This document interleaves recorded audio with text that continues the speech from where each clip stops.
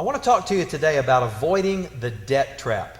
I was doing some figures just the other day, and if the families of Avalon Church have the average amount of credit card debt that the average American family has, which I would say that we probably do because we have so many young families in our church, I want you to get this statistic. The families that are connected to Avalon Church, just in credit card interest, not in credit card payments, but in credit card interest, get this, pay over $30,000 every day in credit card interest alone. I want you to let that sink in for a moment. If Avalon Church, the families that are a part of our church, have the average amount of credit card debt that the average American family has, we pay, the people that are connected to our church pay over $30,000 every single day in credit card interest alone. That figure is astounding.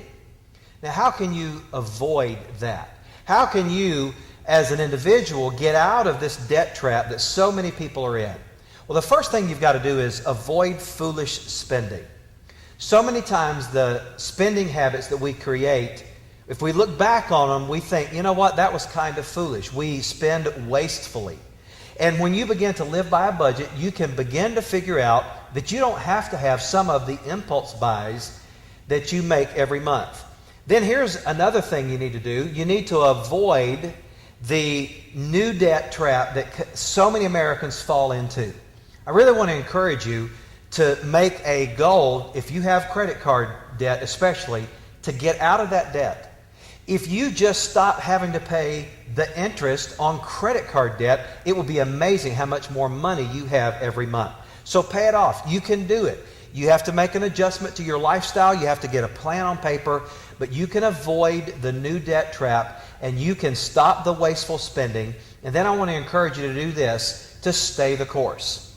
Here's where people get discouraged oftentimes. They get all excited about getting out of debt, but then after a month or 2 months of having to live by a budget, they suddenly think, well, this is not that fun anymore, and they fall back into their own way, their old ways of spending habits, and they just really do great damage to their finances. So I really want to challenge you to stay the course, to stay with it, because if you'll stay with it, it won't take you very long that you'll be able to get your nose above water, and you're going to be able to get out of debt, and you're going to have so much more freedom.